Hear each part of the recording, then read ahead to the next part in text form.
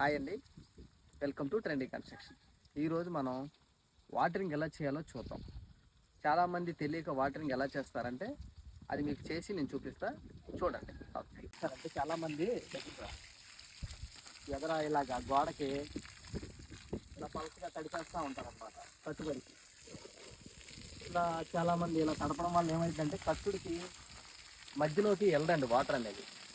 అలా వెళ్ళాలి అంటే మనం ఏం చేయాలంటే ఇది చూసారా, మనం ఈ విధంగా నెత్తి మీద అంటే గోడ టాపు పైన ఈ విధంగా ఇలా పెట్టాలి. మనం పెడితే ఏమైందంటే చూసారా, రాయి టు రాయి కింద దాకా దిగుతానే ఉంటుంది. ఇక పీల్చుకున్నంత పీల్చుకుంటుంది వాటర్.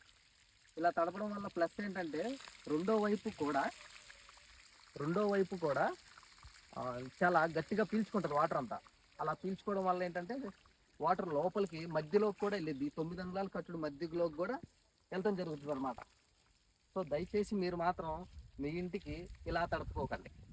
నేను చూపించిన విధంగా తడుపుకోండి. అది సిమెంట్ రాయి అయినా, ఇటుక రాయి అయినా, ఏ రాయి అయినా సరే మీరు ఏదైనా కట్టుకోండి. ఏది కట్టుకున్నా పర్వాలా, బట్ వాటరింగ్ మాత్రం తప్పకుండా ఇలా చేసుకోండి. చూసారా, లోన వైపు కూడా చూసారా, ఆ విధంగా ఫుల్గా వాటరింగ్ అనేది అవుతుంది అనమాట. మ్యాక్సిమం మీకు కుదిరితే మీ ఇంటికి ఇటుక రాయినే కట్టుకోండి.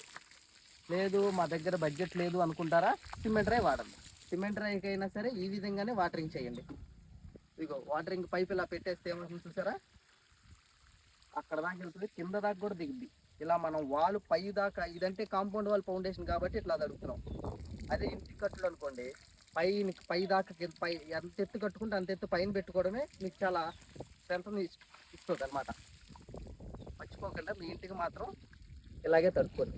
ఓకేనా ఫ్రెండ్స్, నా ఈ వీడియో మీకు నచ్చినట్లయితే లైక్ చేసి షేర్ చేయండి. తప్పకుండా సబ్స్క్రైబ్ చేసుకోండి. మీ ఇంటి నిర్మాణం మా బాధ్యత.